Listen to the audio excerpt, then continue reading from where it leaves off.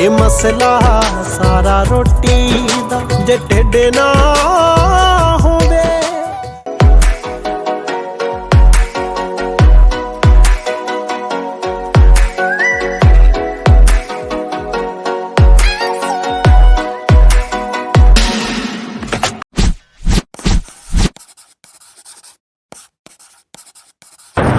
बिस्मिल्लाहिर्रहमानिर्रहीम। Welcome to business उड़ान series. ये सीरीज़ आपको पता है बेसिकली किस बारे में है कि कोई कारोबार छोटा नहीं होता। आज की हमारी एपिसोड कुछ इसी तरह के बिज़नेस के बारे में है जो कि सदाबहार बिज़नेस है। जैसा कि हम सुनते हैं कि रोटी कपड़ा और मकान इंसान की ज़रूरियात हैं, तो आज का बिज़नेस तंदूर से रिलेटेड है, नान से रिलेटेड है, पराठों से रिलेटेड है, जो आपकी कमज़ोरी है हमारे पाकिस्तानियों की। तो आज हम इसी बिज़नेस के बारे में मदनी नान सेंटर पे मौजूद हैं, जिसमें हमारे साथ हैं वहीद अब्बासी साहब जो इस मदनी नान सेंटर के ऑनर हैं, और ये आज हमारे साथ अपने बिज़नेस के जो इनका तजर्बा है और इन्होंने कैसे यहाँ तक 10 साल में यहाँ तक पहुँचे वो थोड़ा सा आपको बताएंगे। जी बहुत शुक्रिया अब्बासी साहब, आपने हमें टाइम दिया। सबसे पहला जो हमारा सवाल है, क्योंकि हर जहन में यही आता है कि कितना अरसा आपने इस कारोबार को सीखने में लगाया। जाहिर सी बात है किसी भी कारोबार की कामयाबी के पीछे सबसे जो पहला एलिमेंट है वो है उसका तजर्बा हासिल करना। तो हम अब्बासी साहब से पूछते हैं कि कितना अरसा हो गया इस कारोबार के अंदर, कब उन्होंने स्टार्ट लिया था। बहुत बहुत शुक्रिया तुसा ना जो वक्त कड़ा तुसा हमारे को आए हुए थे, बहुत बहुत मेहरबानी। ये तकरीबन 10 साल हो गए तकरीबन इस मेरे कारोबार नू। पहले मेरे को 2 तंदूर आसे ते हुण एक रह गया, एक सेल कर छोड़ा से मैं एक काम 2 साल से गया से। जी बहुत शुक्रिया जी अब्बासी साहब, आपने हमें बताया कि आपका तकरीबन 10 साल का तजर्बा है इस कारोबार के अंदर। तो अब हमें थोड़ा सा इस बारे में बताइएगा कि तकरीबन कितना सरमाया जो है चाहिए होता है ये कारोबार शुरू करने के लिए। यानी कि अगर मैं या मेरे व्यूअर्स में से कोई अगर ये कारोबार आज शुरू करना चाहे तो उसकी इनिशियल इन्वेस्टमेंट कितनी है। सवाल बड़ा कीमती मेरे से पूछ लिया है सर। ये तकरीबन 2.5-3 लाख रुपए का खर्चा है। लोग तो यही कहते हैं यार ये इधर क्या खर्चा है, तकरीबन 50-60 हज़ार रुपये में ये तंदूर बन जाता है। सर ये बात नहीं है, बात ये है तकरीबन 3.5-4 लाख रुपया लग जाते हैं। सर जो मीटर है सर, पहले हम स्टार्ट करते हैं सिलेंडर पे, देखना कारोबार चल गया तो फिर आगे हम मीटर लगाते हैं। वो सरकारी फ़ीस है, तकरीबन 1 लाख रुपया लग जाता है तंदूर पे। ये पहले हम सिलेंडर पे स्टार्ट करते हैं, फिर देखें कारोबार चल गया तो फिर आराम से हम गैस का जो है सरकारी जो फीस 1,30,40 हज़ार रुपये है, बकाया तकरीबन 2 लाख तक हम पहुंच जाता है। बकाया तकरीबन ये तंदूर आता है, ये पार खुबान से मिलता है, बाबा जी बनाते हैं, वो बड़े मशहूर बंदे हैं।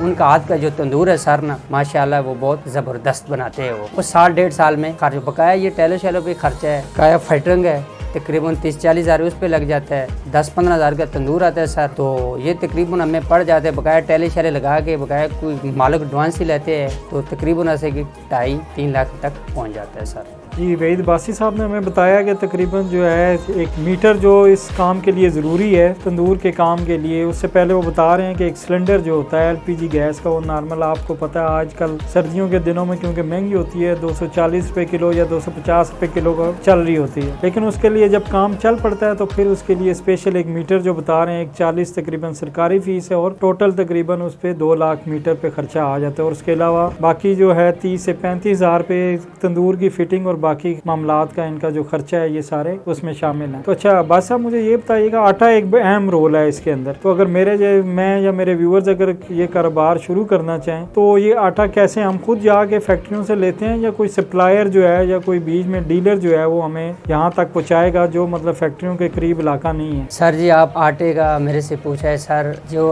आटे का है ये हमारे पास डीलर है, वो हम गाड़ी हम उसको कॉल करते हैं, वो हमें ला के दे देते हैं। ये तकरीबन हमें जो बोरी है ना, ये मिल में तकरीबन 3 और 400 का फ़र्क है। जो हमें डीलर आके देता है वो तकरीबन 6,200 की इधर हमें पहुंच मिलती है। फिर वो कोटा बाई कोटा हमारे से चलता है। बकाया ये जो कोटा हमारा होता है 10-15 बोरियों का कोटा होता है, वो हम तकरीबन हफ्ते में वो मंगवा लेते हैं, उनको कॉल करते हैं, वो पेमेंट फिर ले जाते हैं, फिर दूसरी पेमेंट उनके हम नीचे रखते हैं, फिर उनको वो पैसे बकाया रहते हैं सर। हम इस तरह के ना उनके साथ डीलर के साथ करते हैं। सारा कैश हम उनको पैसे देते नहीं, उनको उस वक्त देते जिस वक्त आटा ख़त्म हो, फिर उनको कॉल करते हैं, पहले पैसे वो बकाया लेके जाते हैं, तो फिर दोबारा वो माल फेंक के जाते हैं। जी बादशाह साहब ने हमें एक बड़ा अहम पॉइंट बताया कि क्योंकि ये डीलर के थ्रू मंगवाते हैं तो डीलर वालों को फर्स्ट टाइम जो है ना आप उस पर उधार के ऊपर उससे आटा उठा सकते हैं। उसके बाद फिर अगली पेमेंट आपको आटा तब मिलेगा जब अगली पेमेंट उसको देंगे। वेयर एज के जो मिल वाले हैं वो तो डीलर को कैश पे ही देंगे, ठीक है, या अगर हम भी लेना चाहें तो हमें कैश के ऊपर देंगे। लेकिन हमारे लिए मुश्किल ये है कि अगर हम इस तरह के काम में मतलब आटा लेके आना मिल से, उस तरह हमारा टाइम भी ज़ाया होगा और हम अपने कारोबार को, नान सेंटर को मतलब प्रॉपर टाइम नहीं दे सकेंगे। जी वही बस साहब, आप हमें थोड़ा सा इस बारे में हमारी रहनुमाई कीजिएगा, क्योंकि एक दुकान लेनी है, क्योंकि हर बंदे को, तंदूर वाले को दुकान भी नहीं दी जाती, क्योंकि इसकी वजह से आपको पता है कि दुकान के अंदर धुआं वगैरह, उसकी बाकी जो इंफ्रास्ट्रक्चर है उसकी साख दुकान की है वो ख़राब भी होती है।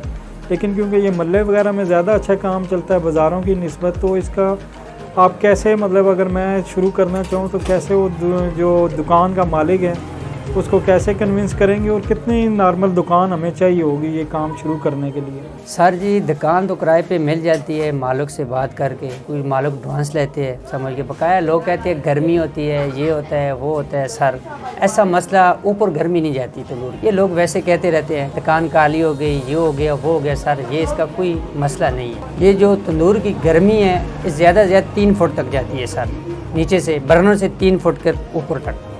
गर्मी वैसे भी होती है, ये लोग कहते हैं ये हो गया वो हो गया, ये सर ये बात कोई भी नहीं। दुकान मिल जाती है सर, किसी पे थोड़ा किराया ज़्यादा होता है, किसी पे कम होता है। ये महल्ले का काम है, इधर 9-10 हज़ार रुपये का किराया चल रहा है। काया बाहर रोडों पे 50-50 हज़ार भी सर किराए है दुकान पे। ये काम तक सर होता है। ये बिजली का जो बिल है ये तकरीबन आ जाता है 500-600 रुपया सर्दियों में। गर्मियों में तकरीबन 3-3, 4-4, 5-5 हज़ार रुपये आते हैं। और जो गैस का बिल है वो 20 तो 25 हज़ार रुपया हमारा। बहुत शुक्रिया वहीद बास साहब, आपने बड़ा अच्छा हमें बताया कि कितना बिल है बिजली का, और स्पेशली गैस का बिल 20 से 25 हज़ार नॉर्मल तंदूर का आ जाता है। तो अब थोड़ा सा हमें ये गाइड कीजिएगा। अच्छा, इस तंदूर का काम क्योंकि ऐसा है, क्योंकि 3 टाइम जो है ये, क्योंकि रोटी का कारोबार चलता है। सुबह नाश्ते में लोग नान पराठे वगैरह लेते हैं, दिन को भी नान और पतीरी रोटी वगैरह, और रात को भी। तो ये 3 टाइम चलता है, ये नहीं कि ब्रेक होती है। जैसे नमाजें फ़र्ज़ हैं इसी तरह रोटी भी फ़र्ज़ है ना। तो इस वजह से हमें थोड़ा सा ये बताइएगा कि सुबह आप किस टाइम उठते हैं और रात को किस टाइम सोते हैं, क्योंकि ये एक लंबा प्रोसेस है इसका ना, क्योंकि आटा गूंदना, फिर उसको ख़राब ना होने देना, ये सारे मामला थोड़े से मेरे व्यूवर्स को बताइएगा जो ये कारोबार शुरू करना चाहते हैं। बिस्मिल्लाहिर्रहमानिर्रहीम। सर ये आटे हम सुबह तकरीबन 5 बजे तंदूर पे मैं खुद आता हूँ। ये कारोबार मेरा है, मैं खुद तंदूर पे सुबह 5 बजे आता हूँ। 3 बजे तक मैं डिप्टी देता हूँ तंदूर की। फिर आटा बनाना पड़ता है सुबह 5 बजे। आजकल सर्दी है, रात को हम आटा बना लेते हैं। वैसे गर्मियों में हम जो है ना तकरीबन 4 बजे तंदूर पे आते हैं, फिर सुबह को आटा बनाते हैं, फिर 10 बजे दोपहर का आटा बनाते हैं, फिर 12-1 बजे मैं चला जाता हूँ, फिर मैं 3-4 बजे फिर वापस आता हूँ। तकरीबन ये हमारी ड्यूटी बनती है 10 तो 12 घंटे लगातार हमारी ड्यूटी बनती है। तो ये आटा साफ से हम बनाते हैं, जो गाहक माल बचे ना, ख़राब ना हो। तो ये तकरीबन हमें गर्मियों में 4 बजे आते हैं, सर्दियों में अभी हम तकरीबन 6 बजे मैं दुकान पे आता हूँ। फिर सुबह पेड़े 6 बनाता हूँ, रात को आटा बना जाता हूँ मैं।